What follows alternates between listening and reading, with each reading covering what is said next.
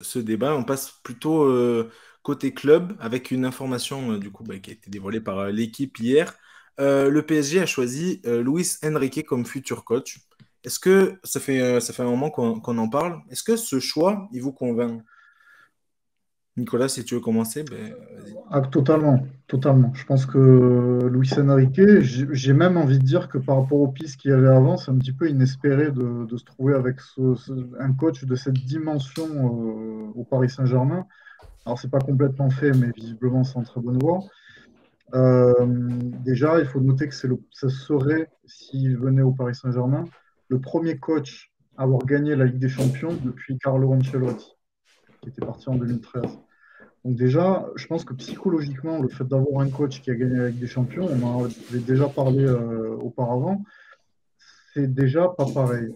Au niveau de la gestion du vestiaire, quand vous voulez dire à quelqu'un, bon, bah là, tu es sur le banc parce que pour telle raison ou telle autre, c'est plus facile quand vous avez gagné la Ligue des Champions en tant qu'entraîneur que si vous ne l'avez pas gagné. Donc je pense que déjà, Luis Enrique aura une autorité un peu plus naturelle que celle de Galtier, par-delà le statut en fait qu'il a et le Mhm, palmarès qu'il a déjà en ayant gagné la Ligue des Champions avec le Barça. bien sûr. Ensuite, c'est quelqu'un qui a toujours su inculquer une certaine identité de jeu dans les équipes par lesquelles il est passé.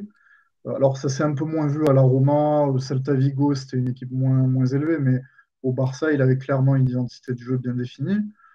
Et puis, on ne se dit pas, c'était le Barça Guardiola, il y avait vraiment un Barça Luis Enrique. Et puis, n'oublions pas qu'il a aussi pu diriger Neymar et qu'il en a tiré le meilleur. Et ça, c'est quelque chose qui m'intéresse beaucoup. Et je pense que c'est un truc qu'on doit pouvoir voir au PSG, voir comment il va gérer le cas Neymar. Et lui, visiblement, aimerait que Neymar reste. Mhm. Donc là aussi, ça va être très intéressant. Et moi, je pense que le projet de Champions League serait vraiment relancé avec Luis Enrique. Ok. Et justement, comme l'a très bien dit Nicolas, il a une plutôt bonne relation avec Neymar. Est-ce que tirer le meilleur du Brésilien, réussir à en tirer le meilleur et sur le plus longtemps possible, entre guillemets, éviter les blessures, est-ce que ce sera presque son axe principal de travail? T'en penses quoi, Greg? Difficile à répondre à cette question, sachant que Neymar n'est pas non plus assuré de rester au PSG. Ça devrait se faire, mais bon, on ne sait jamais. Non, je trouve que, comme on a dit, comme on a dit la dernière fois, on avait parlé de Nagelsmann, tout ça, et moi j'étais le premier à dire qu'il était clivant, que c'était pas. Enfin, pour en tout cas faire n'importe quoi, c'était le coach parfait pour moi. Et c'est vrai qu'Enrique, je suis d'accord avec Nico, c'est plus sérieux, il a une grande expérience, il a 53 ans, des stars, il en a géré. Donc, ouais, pourquoi pas, s'il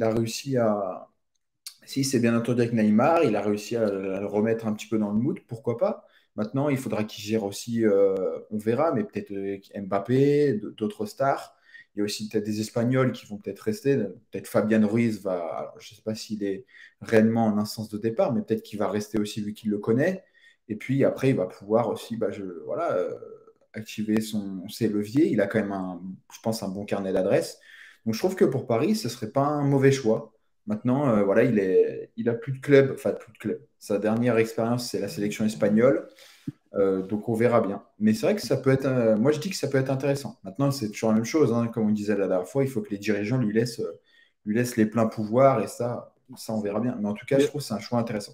bien sûr, justement, il a dit, il a demandé, enfin, apparemment, selon les informations de l'équipe, toujours, avoir un droit de regard sur le mercato. C'est plutôt logique, non, Nicolas?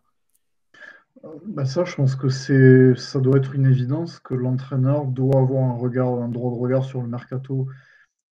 J'ai même été surpris qu'on sorte l'info comme quoi il avait demandé ça, alors que normalement, ça doit être un prérequis naturel, que l'entraîneur et le directeur sportif marchent main dans la main et soient d'accord sur un joueur.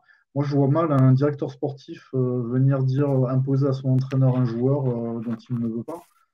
Euh, et ça n'a jamais marché. Puis c'est cause de friture après entre l'entraîneur et le directeur sportif.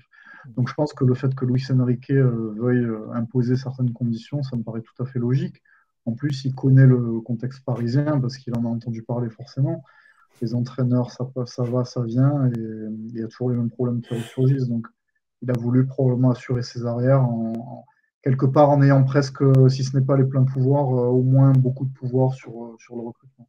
Ok. C'est clair que du coup, c'était comme vous le disiez au début, c'est un peu, vu les prétendants qu'il y avait, c'était un peu, c'était le seul, entre guillemets, qui sortait un peu du lot, quoi, un minimum. Donc ouais, non, c'est une super bonne nouvelle.